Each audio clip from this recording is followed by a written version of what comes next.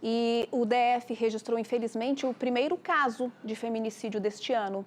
Uma menina de apenas 14 anos foi morta pelo padrasto em uma tentativa de estupro em Planaltina.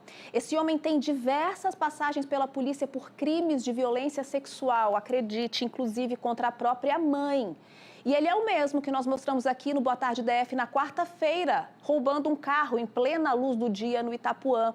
Bruno Silveira, ao vivo, traz mais detalhes destes casos, né, Bruno? Já que esse homem tem um histórico extenso. Boa tarde. Oi, Joyce, uma boa tarde para você, para quem está nos acompanhando. Vamos começar falando sobre esse caso de quarta-feira, porque o pessoal da 6ª Delegacia de Polícia já estava com o mandado de prisão desse homem já pronto, só que ele não saiu a tempo da justiça. Se esse mandado de prisão tivesse sido emitido antes do final de semana, a gente talvez não estaria falando aqui sobre esse primeiro feminicídio de 2026 contra essa menina de 14 anos. Esse caso aconteceu na madrugada do último sábado, aqui em Planaltina. A mãe dessa menina e uma outra filha adolescente estavam comemorando a compra de um apartamento em um condomínio aqui na cidade com esse suspeito. E aí essa mãe, ela suspeita que esse homem de 28 anos, o Marlon, ele acabou dopando ela, colocando alguma coisa na bebida, porque ela adormeceu e ela não ouviu nada. Quando ela acordou no outro dia, ao lado da filha de 11 anos, ela viu então a filha de 14 anos já desacordada, ensanguentada, chamou o corpo de bombeiros. Os bombeiros chegaram até o local, mas quando eles chegaram lá já não tinha muito mais o que fazer, porque essa menina já estava morta. E aí começou então uma perseguição, porque esse suspeito, Joyce, ele saiu do apartamento levando um notebook e um celular, o celular da filha de 11 anos. E foi justamente através dele que a polícia conseguiu rastrear e chegar até a localização desse suspeito, que foi preso em flagrante ontem aqui em Planaltina e foi encaminhado aqui à 16ª Delegacia de Polícia, que está à frente dessas investigações. Essa investigação, Joyce, ela vai continuar agora à espera dos laudos do IML, porque, segundo o delegado que conversou com a gente, ele explicou que a causa dessa morte foi por asfixia, mas eles não conseguiram concluir ainda se foi uma tentativa de estupro ou se ele conseguiu, então, realmente confirmar esse estupro. Então, vai sair o laudo do IML nos próximos dias para ver, então, como que vai continuar a intimação, como que ele vai ser autuado nesses crimes, além do feminicídio. Nós estivemos aqui hoje, o delegado Veluziano de Castro conversou com a imprensa e falou um pouco sobre como foi a chegada desse suspeito e o depoimento dele aqui na 16ª Delegacia de Polícia. Então, vamos ouvir o que disse o delegado. Ele afirma que tinha comprado drogas, crack e maconha, enfim, tinha comprado droga para fazer uso na casa, lá no apartamento, no interior do apartamento. E que no interior do apartamento, essa jovem, a vítima, já querendo imputar talvez um fato à vítima, teria sumido com essa droga, né? E ele foi cobrá-la, fala, cadê a droga, cadê a droga? Eu preciso dar conta dessa droga.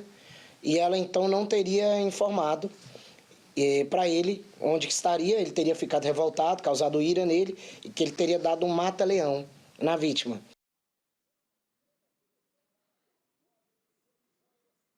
Bom, Joyce, esse suspeito, ele estava em prisão domiciliar, há 8 meses. Ele foi condenado em 2019 por estupro de vulnerável contra uma menina de 11 anos, que na época era filha de uma namorada que ele tinha naquele ano. Ele foi condenado, cumpriu 6 anos dessa pena de 8 e ele estava em prisão domiciliar agora, quando cometeu isso. E olha só, Joyce, a gente falou sobre esse histórico grande de crimes. Lá em 2016 ele foi preso por porte de entorpecentes, em 2019 teve essa condenação por estupro e aí ele teve uma saída temporária em 2023 dentro dessa condenação dos 8 anos de prisão. Durante essa saída temporária, Joyce, ele acabou cometendo mais um estupro, dessa vez contra a própria mãe. E a gente conversando com o delegado para saber se esse caso não deveria ter aumentado a pena dele, ele explicou que esse caso ainda não foi julgado. Então, por enquanto, a única condenação ativa que esse homem tinha era essa do estupro de vulnerável dos 8 anos. E como a gente falou, ele apareceu aqui no Boa Tarde já na semana passada por conta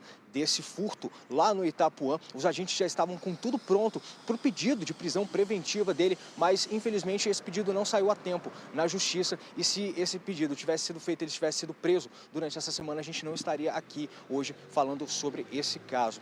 Esse homem, ele vai responder agora por feminicídio e o delegado vai continuar a investigação à espera do laudo do IML para saber se ele realmente dopou a mãe dessa criança. Ela e a outra menina de 11 anos passaram por exame toxicológico toxicológico do IML e tem que esperar também o laudo agora do IML sobre o corpo dessa menina de 14 anos que infelizmente morreu nas mãos desse criminoso. Joyce, a gente, claro, vai continuar acompanhando o desfecho dessa investigação e eu volto com você.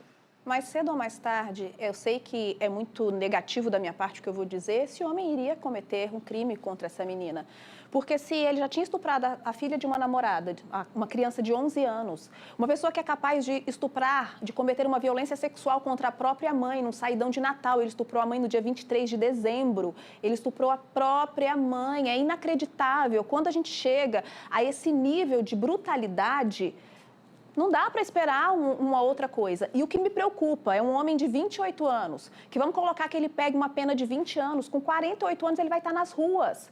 Jovem ainda nas ruas, um homem com histórico desse que vai estar nas ruas novamente. Então, é pessimismo demais dizer que se algo não for feito, se uma justiça, um tratamento, eu não sei o que querer, o que desejar para um homem desse, para que outras vítimas não sejam noticiadas aqui no Boa Tarde DF.